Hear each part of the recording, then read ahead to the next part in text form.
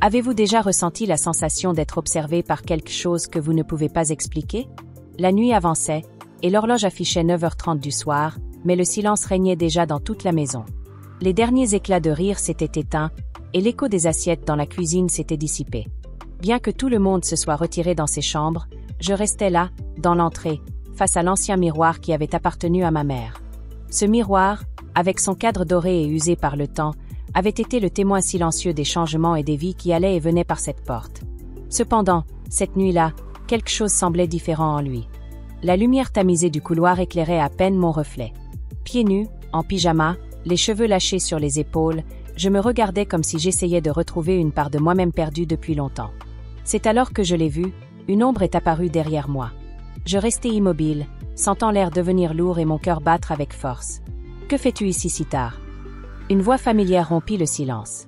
Je me retournai brusquement, et il était là, tenant une petite boîte à musique que j'avais laissée dans la salle à manger. Il me la tendit avec un léger sourire, celui qui laissait toujours entendre plus qu'il ne disait. « Tu as oublié ça en bas, j'ai pensé que tu voudrais l'avoir avec toi, » dit-il. Je ne pus que murmurer un faible « merci ».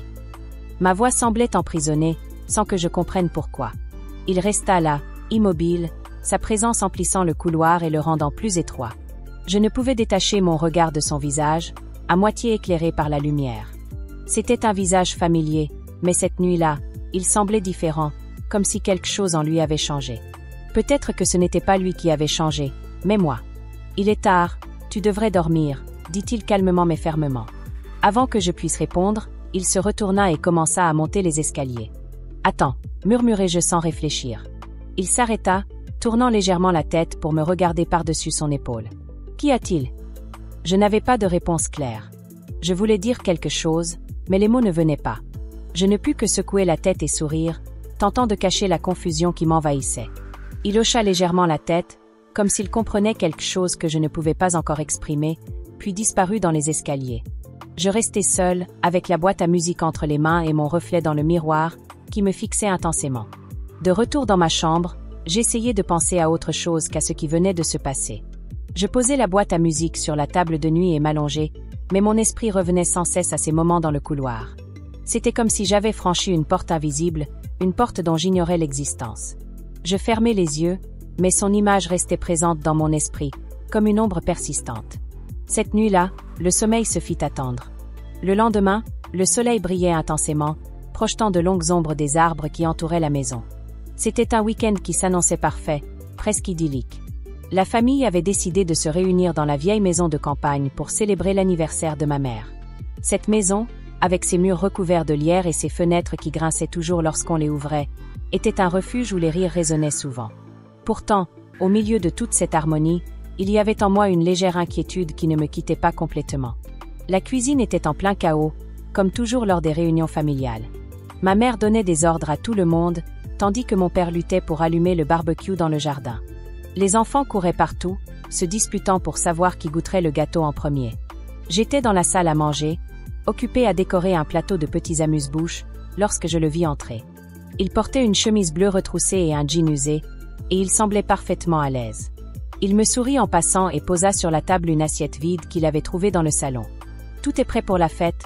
demanda-t-il en se servant un verre d'eau d'une carafe. « Tout, sauf le barbecue », répondis-je, essayant de paraître décontracté, bien que sa présence m'ait un peu troublé. Il rit brièvement, et son rire allégea l'atmosphère, la rendant plus chaleureuse. « Il a toujours été meilleur avec les outils qu'avec le charbon », ajouta-t-il en buvant une gorgée d'eau. Le gâteau fut placé au centre de la table juste avant que tout le monde ne s'installe pour manger. Il était grand, recouvert de crème et décoré de fruits frais. Ma mère, fière de son œuvre, annonça qu'elle l'avait fait seule, et nous applaudîmes tous pendant qu'elle découpait les premières parts. Lui, assis en face de moi, se pencha légèrement vers la table et me dit à voix basse. « Je ne veux qu'un tout petit morceau, pas plus. » Je ris, me souvenant du nombre de fois où il avait dit cela avant de finalement en reprendre plusieurs parts. Au fil des minutes, je le vis revenir encore et encore vers le gâteau. Quand je m'en rendis compte, son assiette était à nouveau vide, et il avait déjà une autre part en main. Je le montrai du doigt, amusé, et lui dis « Et ce contrôle dont tu parlais ?» Il leva les mains en souriant, comme s'il avouait un crime. « J'ai essayé, mais ce gâteau est trop bon, admit-il en riant. Nous rîmes ensemble, Et bien que le reste de la famille soit absorbé par ses propres conversations, ce moment semblait n'appartenir qu'à nous. C'était un de ces éclats de rire qui, bien que fugaces, restent gravés dans la mémoire, comme s'ils contenaient quelque chose de plus profond que la simple légèreté. Après le repas, la maison commença à se vider. Certains sortirent dans le jardin, d'autres allèrent se reposer. Je me dirigeai vers le salon pour chercher un livre que j'avais laissé la veille. Je le trouvai sur l'étagère, mais en levant les yeux, je le vis dans l'entrée, observant les photographies de famille accrochées au mur. Ça me surprend toujours de voir combien de temps a passé, dit-il sans détourner les yeux des photos. Je m'approchai lentement, le livre à la main. C'est étrange, n'est-ce pas? Parfois, on a l'impression que tout a changé, mais ces photos donnent l'impression que rien n'a bougé. Il acquiesça, sa voix était réfléchie, presque mélancolique. Puis, se tournant vers moi, il demanda. « Tu te souviens, quand tu étais petite et que tu insistais pour que je t'apprenne à faire des nœuds marins ?» Je ris en me souvenant. « Bien sûr. Je finissais toujours par embrouiller la corde encore plus qu'avant, répondis-je. Pendant un moment, la nostalgie emplit l'espace entre nous. Ce n'était pas inconfortable, mais il y avait quelque chose d'intense, comme si nous nous souvenions de bien plus que de simples anecdotes du passé. Le reste de l'après-midi passa sans incident notable, mais l'impression de ce moment devant les photos continuait de hanter mon esprit. Lorsque la famille commença finalement à partir, je l'observais tandis qu'il aidait à charger les voitures avec des cartons et des valises. En refermant la porte derrière le dernier visiteur, je me retrouvais coincé entre la chaleur des souvenirs et le poids de quelque chose que je commençais à peine à comprendre. La maison redevint silencieuse, et moi, une fois de plus, je me retrouvais à chercher des réponses dans des endroits où je n'étais pas sûr de vouloir les trouver. La nuit était calme, et la maison semblait respirer à un rythme apaisé. Le dîner était terminé depuis un moment, mais certains d'entre nous restaient encore dans la salle à manger. Ma mère était dans la cuisine, lavant les derniers plats, tandis que les autres discutaient dans le salon. J'avais trouvé une vieille boîte de jeux de société dans le garde-manger, un objet qui semblait avoir été oublié depuis des années, et je l'apportai à la table par pure curiosité. « Tu as encore la patience pour ça ?» demanda-t-il en souriant, une expression malicieuse sur le visage, tout en prenant place en face de moi. « Seulement si toi aussi, » répondis-je en souriant, en ouvrant la boîte et en sortant les pièces avec précaution. C'était un jeu que je ne me souvenais que vaguement avoir vu dans mon enfance, mais la nostalgie qu'il apportait était indéniable. Nous commençâmes à placer les pièces et à lire les règles, comme si c'était une activité ordinaire, bien que la familiarité de ce moment soit teintée d'un quelque chose de plus, quelque chose que ni l'un ni l'autre ne semblait prêt à nommer. Les premières manches se déroulèrent facilement. Il me laissait évidemment gagner, rendant cela assez clair, jusqu'à ce que je décide qu'il était temps de prendre le jeu plus au sérieux. Il me regarda avec une expression de fausse surprise, comme si ma soudaine compétitivité l'avait pris au dépourvu. « On dirait que quelqu'un est déterminé à gagner ce soir, » dit-il en déplaçant une pièce avec soin. « J'essaie juste de prouver que je ne suis pas aussi mauvaise que j'en ai l'air, » répondis-je avec un sourire. Il se pencha légèrement en avant, prenant un ton plus complice. « Tu ferais mieux de te dépêcher avant que ta mère n'arrive, » dit-il en désignant les pièces. « Tu sais qu'elle gagne toujours. » Nous rîmes tous les deux, mais il y avait quelque chose dans sa voix, une légèreté qui rendait ce moment spécial. Pendant un instant, tout semblait si simple, un oncle apprenant à sa nièce à gagner à un jeu qui, en réalité, n'avait pas tellement d'importance, mais qui, à cet instant précis, signifiait tout. Malgré les rires, il y avait quelque chose d'autre que je ne pouvais ignorer, une sensation lourde qui pesait dans l'air. Les éclats de rire s'éteignirent peu à peu, laissant place à un silence confortable. Nos regards se croisèrent, et bien que ce ne fût qu'un instant, il sembla durer plus longtemps que d'habitude. Juste à ce moment-là, la voix de ma mère résonna depuis la cuisine, nous rappelant de ne pas rester éveillés trop tard. Son intervention brisa le charme et nous ramena à la réalité. Il se renversa sur sa chaise, étirant ses bras avant de jeter un coup d'œil à sa montre. « Il est tard, on devrait s'arrêter là pour ce soir », proposa-t-il. J'acquiesçai, mais je ne me levai pas tout de suite. Quelque chose dans l'atmosphère me poussait à prolonger cet instant encore quelques secondes. Finalement, nous ramassâmes les pièces et rangeâmes tout dans la boîte. Il la remit à sa place dans le garde-manger, tandis que je restais à table, perdu dans mes pensées. Je revis chaque geste, chaque mot, chaque regard. Je savais qu'il y avait eu un changement, mais il m'était impossible de définir exactement quoi. Cette même nuit, une fois que tout le monde fut dans ses chambres, je sortis sur le balcon pour prendre un peu d'air frais. La lune éclairait le jardin de sa lumière douce, et le chant des grillons brisait le silence. Je croyais être seul, mais bientôt, je le vis approcher. « Tu n'arrives pas à dormir ?» demanda-t-il, s'appuyant contre la rambarde à mes côtés. Je secouai la tête. « C'est l'une de ces nuits. J'ai trop de choses en tête, je suppose. Parfois, le mieux est de ne pas trop penser, dit-il doucement, presque dans un murmure. Puis, il me sourit. Pour être honnête, je n'ai jamais été très doué pour ça. Nous restâmes silencieux, observant le vent faire danser les ombres des arbres. Sans réfléchir, je me tournai vers lui, un mouvement impulsif que je ne pus contrôler. Nos regards se croisèrent, et à cet instant, nous comprîmes tous les deux ce qui allait se passer. Ce moment fut si bref que je n'eus pas le temps de vraiment en saisir la portée. Il n'y eut pas de mots après cela, seulement un vide rempli d'émotions inexprimées et de questions que personne n'osait poser. Il se recula brusquement, passant une main dans ses cheveux d'un geste nerveux. « Il est tard, on devrait rentrer, dit-il sans me regarder. » Je me contentai de hocher la tête, sentant mon cœur battre à tout rompre. Nous marchâmes en silence jusqu'à la porte. La maison était complètement immobile, comme si elle était le témoin silencieux de ce qui venait de se produire. Arrivé dans ma chambre, je m'assis sur le lit, essayant de comprendre tout ce qui venait de se passer. Cette nuit-là, les petits moments prirent un poids bien plus important. Les jours à la maison continuèrent comme si rien d'inhabituel ne s'était produit. Le soleil illuminait toujours le jardin chaque matin, les rires des enfants résonnaient encore dans les couloirs, et les conversations familiales remplissaient l'air durant les repas. Pour moi, le temps semblait s'être ralenti, comme si le monde autour de moi et celui dans mon esprit n'étaient plus en harmonie. Je remarquai qu'il évitait de me regarder, un détail subtil mais évident depuis le petit déjeuner du lendemain. Il avait l'habitude d'être le premier à me demander comment j'avais dormi ou à faire une remarque ironique sur les disputes familiales ou les plats servis, mais ce matin-là, son attention semblait portée sur tout sauf sur moi. Son café, les nouvelles du journal que personne ne lisait vraiment, ou une conversation banale qu'il partageait avec mon père. Moi aussi, je tentais de me distraire. Je sortis dans le jardin avec un livre, mais les mots sur les pages semblaient flous, perdant tout leur sens. Je me surpris à chercher des excuses pour me rapprocher de lui, espérant un geste ou un signe qui confirmerait que ce qui s'était passé la veille n'était pas juste un moment fugace. Mais ce signe n'arriva jamais. À midi, lorsque nous nous croisâmes dans le salon, il quitta la pièce aussi vite qu'il y était entré, laissant derrière lui un vide qui semblait envahir tout l'espace. Le moment le plus inconfortable survint pendant le déjeuner. Alors que nous discutions d'un nouveau projet que ma mère voulait entamer, transformer la vieille chambre du grenier en atelier de peinture, il était assis en face de moi. Même si nos regards ne se croisèrent presque pas, je sentais sa présence comme s'il était juste à mes côtés. À un moment donné, ma mère lui demanda son avis sur les murs du grenier. Il leva les yeux pour répondre, mais il était évident que son esprit était ailleurs. Ses paroles étaient mesurées, presque automatiques. La tension atteignit son paroxysme cet après-midi-là. Ma mère lui demanda de l'aider avec des cartons dans l'abri de jardin, et moi, sans trop réfléchir, je proposai de les accompagner. Nous entrâmes dans le petit espace rempli d'outils et de vieux meubles, et lorsqu'il referma la porte derrière nous, il se tourna vers moi avec une expression grave. « On ne peut pas continuer comme ça, » dit-il, d'une voix à peine audible mais empreinte de fermeté. Je restai immobile, tentant de comprendre ce qu'il venait de dire. « Que veux-tu dire ?» demandai-je. Il soupira, fixant le sol comme s'il cherchait les bons mots. Ce qui s'est passé hier soir était une erreur. Ça n'aurait jamais dû arriver. Mon cœur se serra, bien que c'était une chose que j'avais redouté entendre. Une erreur ? Répétai-je, sentant ma voix se briser. Ce n'est pas ce que je voulais dire, répondit-il, se passant une main sur le visage, visiblement frustré. C'est compliqué. Toi, moi. Ça ne peut pas être, ce n'est pas bien.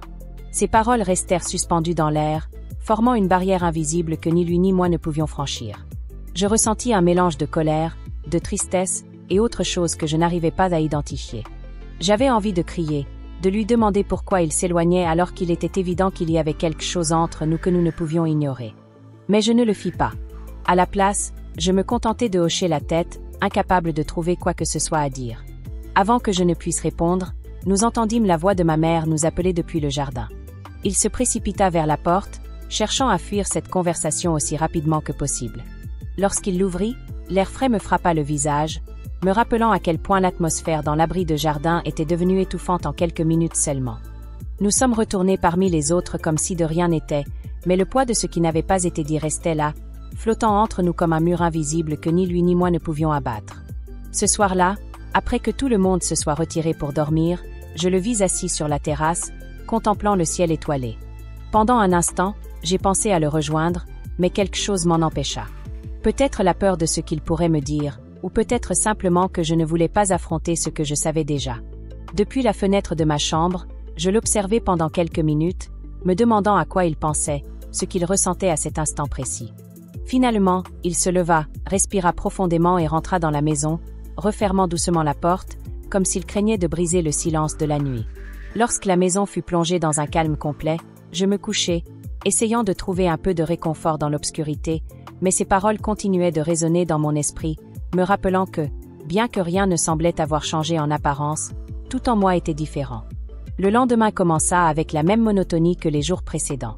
Le soleil brillait sur le jardin, et les voix familières remplissaient l'air, mais pour moi, tout semblait se dérouler comme un écho lointain, une répétition de moments qui, bien que familiers, me paraissaient désormais étrangers. Depuis cette conversation dans l'abri de jardin, quelque chose d'intangible mais de profond s'était installé entre nous, un silence chargé de tout ce que nous n'avions pas exprimé. Ce matin-là, je l'aperçus depuis la fenêtre, en train de travailler dans la cour, réparant une vieille chaise en bois que ma mère s'obstinait à ne pas jeter. Ses gestes étaient précis, méthodiques, comme si se concentrer sur quelque chose de concret l'aidait à apaiser son esprit. Je restai à l'observer quelques secondes de trop, tentant de deviner ce qui lui passait par la tête. Bientôt, je remarquai qu'il tournait légèrement la tête vers moi, alors je m'écartai rapidement, feignant d'être occupé à ranger des livres sur la table. Le petit déjeuner se déroula avec la même tension qui ne cessait de croître depuis plusieurs jours.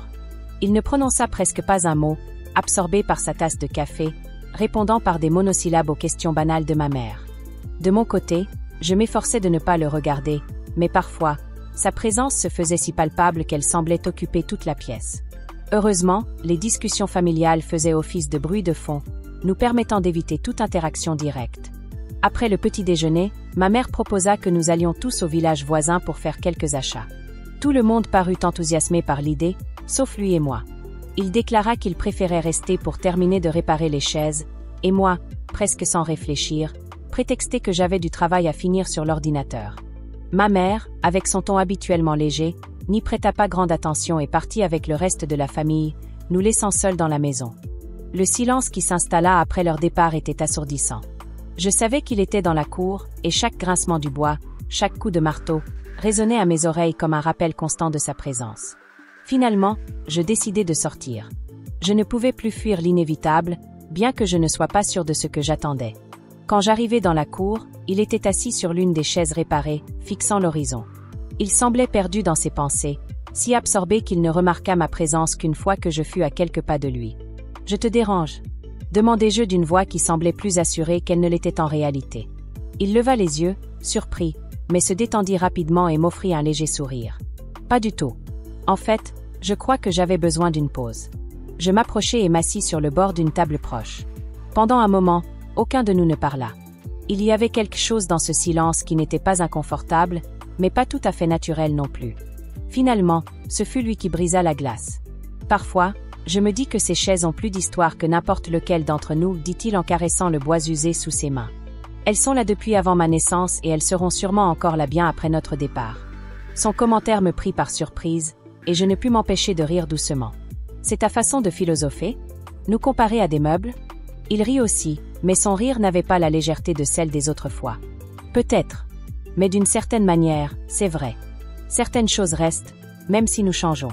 Ces paroles restèrent suspendues dans l'air, pleines d'un sens que nous comprenions tous les deux, mais que ni l'un ni l'autre n'était prêt à exprimer à voix haute. Puis, dans un geste presque imperceptible, il se pencha légèrement en avant, comme s'il allait dire quelque chose d'important, mais il s'arrêta. « Qu'est-ce que tu allais dire ?» demandai-je, sentant mon cœur s'accélérer. Il secoua la tête et s'appuya sur le dossier de la chaise, levant les yeux vers le ciel. « Rien d'important.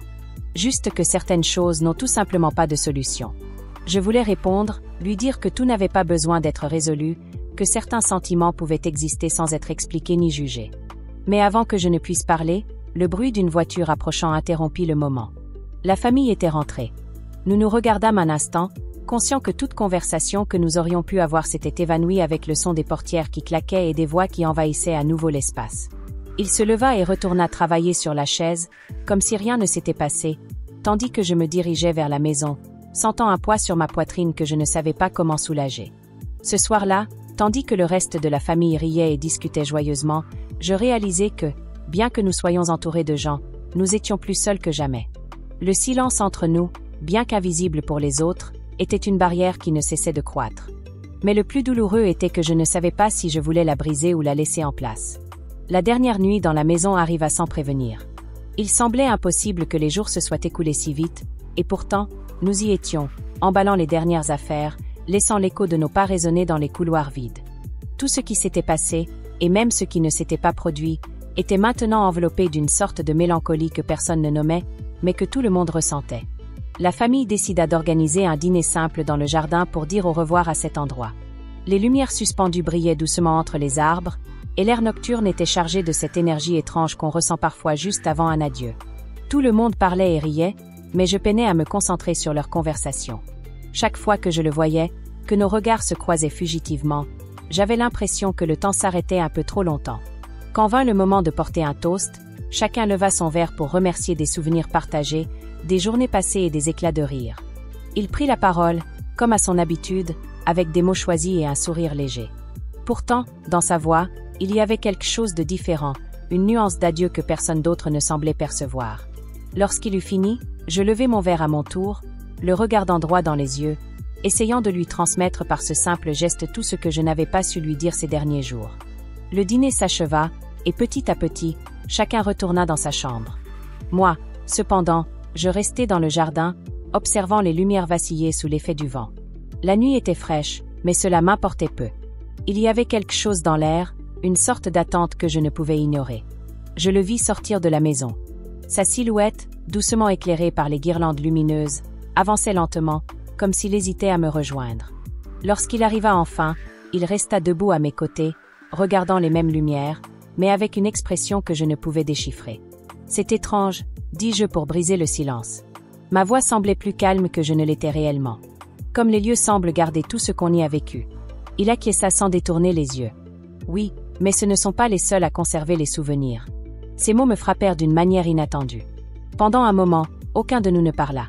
Le silence entre nous, si pesant ces derniers jours, semblait différent cette fois, non pas comme une barrière, mais comme une pause avant l'inévitable. « Je veux que tu saches une chose, dit-il enfin, se tournant vers moi. Son ton était sérieux, mais son regard avait une douceur que je ne lui connaissais pas. Tout ça, peu importe ce que c'était, ce n'est pas quelque chose que j'oublierai. Je sentis mon cœur s'accélérer, mais avant que je puisse répondre, il continua. Ça n'aurait jamais dû arriver, mais je ne le regrette pas non plus, parce que parfois, même ce qui est incorrect t'apprend des choses sur toi-même que tu n'aurais jamais découvertes autrement. » Ces paroles flottaient dans l'air, empreintes d'une sincérité mêlée à un adieu. Je voulais lui dire que je ressentais la même chose, que chaque moment partagé avait compté pour moi. Mais aucun mot ne sortit. Je me contentais d'acquiescer, ressentant tout le poids de ce qu'il venait de dire. Il fit un pas en avant, si près que je pouvais presque sentir la chaleur de sa présence, mais il n'alla pas plus loin. Au lieu de cela, il laissa échapper un profond soupir et détourna son regard vers les lumières une dernière fois. « C'est mieux ainsi », murmura-t-il, presque pour lui-même. Puis, il fit demi-tour et s'éloigna vers la maison. Chaque pas résonnait en moi comme un écho infini. Pendant un instant, j'envisageais de le retenir, de lui demander de rester. Mais quelque chose m'en empêcha. Je savais que ce ne serait pas juste, ni pour lui ni pour moi. Lorsqu'il disparut finalement dans l'obscurité, je restai seul sous les lumières, avec un mélange de perte et d'étrange sérénité. Son départ, bien que douloureux, semblait aussi apporter une sorte de clôture, comme si le cercle s'était enfin refermé. Cette nuit-là, en retournant dans ma chambre, je trouvai un objet sur la table de chevet. C'était une petite boîte à musique, la même que j'avais laissée de côté au début de cette histoire. Je l'ouvris, et une douce mélodie emplit l'air, comme si elle exprimait tout ce que nous n'avions pas pu dire. Mais cette fois, au lieu de tristesse, je ressentis une étrange sensation d'espoir. En refermant la boîte et en m'allongeant, je compris que les adieux ne signifient pas toujours une fin, mais plutôt une transition. Les connexions ne disparaissent pas, elles changent simplement de forme. En fermant les yeux, je sus que, même si nos vies emprunteraient des chemins différents, quelque chose de ce que nous avions partagé resterait en nous, nous transformant en quelque chose de nouveau, mais tout aussi précieux. Et ainsi, le chapitre qui se terminait ne fermait pas une porte, mais laissait une fenêtre ouverte, avec la promesse qu'il y aurait toujours un chemin pour revenir. Merci de nous avoir accompagnés dans ce voyage. Ce fut un plaisir de partager ces moments et réflexions avec vous. Si cette vidéo vous a plu, n'oubliez pas de liker, de vous abonner et d'activer la cloche pour ne rien manquer de nos prochains contenus. Nous explorerons bientôt de nouveaux sujets qui, sans aucun doute, vous intéresseront. À bientôt pour une nouvelle vidéo.